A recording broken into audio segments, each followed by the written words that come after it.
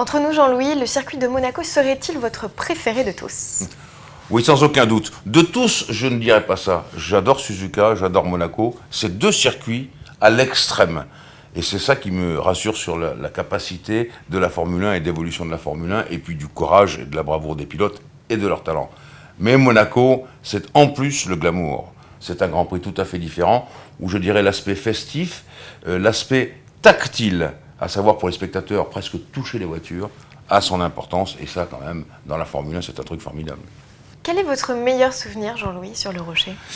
Mon meilleur souvenir sur le Rocher, c'est un souvenir un peu technique, à savoir que quand le moteur turbo est apparu, on va bientôt y revenir un jour, hein, le moteur turbo est apparu, Renault a eu beaucoup de difficultés à gagner, et c'est le grand Gilles Villeneuve qui a imposé le premier moteur turbo sur sa Ferrari, je vais dire 1980 ou 80, enfin un truc absolument formidable.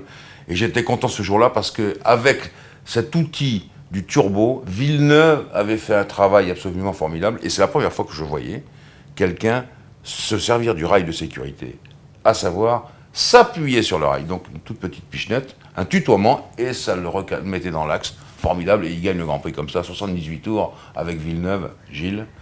C'était extraordinaire. C'est pas ça devait, j'y étais, c'était extraordinaire. À propos des pilotes, Jean-Louis, sont-ils plus sous pression que d'habitude? Oui, un peu, parce que on sait très bien que, et ils le savent encore mieux, qu'il n'y a pas le droit à l'erreur. Ça, bien sûr qu'il y a la ligne blanche et il y a le rail à côté, et on est dedans, c'est fini.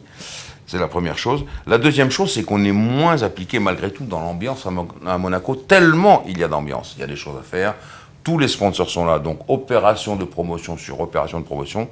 Il faut vraiment avoir la tête solide et les nerfs solides à Monaco, c'est le plus important. Vous savez, dans le sport de haut niveau, on dit souvent qu'il y a les mains, les pieds, le talent, mais ça se passe dans la tête aussi.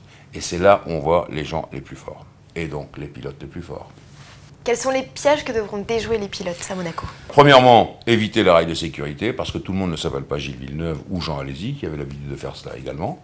Deuxièmement, avoir une voiture réglée haute, parce que les changements de revêtement et d'assiette de la voiture sont très délicats. On est dans des rues, hein. On n'est pas du tout dans des grandes courbes comme à Spa ou à Suzuka. Une suspension très souple à l'arrière pour pouvoir obtenir une bonne motricité, là aussi pour la remise en vitesse après les virages lents, et puis pour éviter les inégalités du sol. C'est ça un petit peu les secrets. La voiture, elle a tous les ailerons dehors, surbraqué pour une bonne raison, non pas parce qu'il y a des courbes rapides, mais parce qu'il faut l'équilibrer au freinage, très dur pour les freins, donc attention aux freins également. Et puis bien entendu, il va falloir faire attention aussi aux retardataires. Vous avez vu qu'il y a des différences très importantes entre les équipes.